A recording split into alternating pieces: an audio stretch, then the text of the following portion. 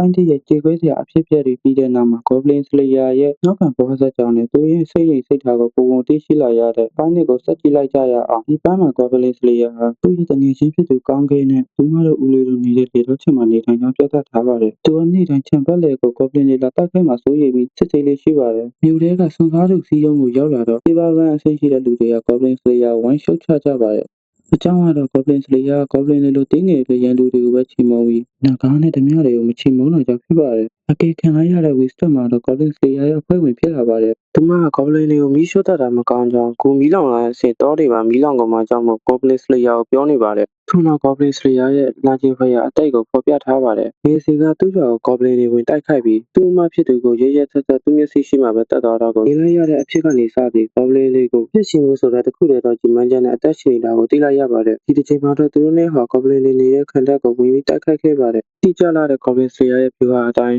Wisdom လည်းတားဆီးခြင်းမော်ကိုအသုံးပြုပြီး Goblin တွေကိုမီးရှိတုတ်တင်ခဲ့ပါတယ်။ Goblin တွေကိုတုတ်တင်ပြီးတာနဲ့သူတို့ဟာအိမ်ပြန်လာခဲ့ပါတယ်။အဆုံးသတ်မှာတော့ Goblin Slayer အကြောင်းတချင်းဆိုနေတဲ့ပြီးသွားတစ်ယောက်ကိုစူးစမ်းတဲ့အဖွဲ့က Goblin Slayer နေတဲ့နေရာကိုလာမေးသွားပါတယ်။ဒီလိုနဲ့ပိုင်းနှစ်ကတော့ဒီမှာပဲပြီးဆုံးထားပါတယ်။အဆုံးထိကြည့်ပေးခဲ့လို့လည်းကျေးဇူးတင်ပါတယ်။ Like and Subscribe လေးနှိပ်ခဲ့ပေးကြပါဦး။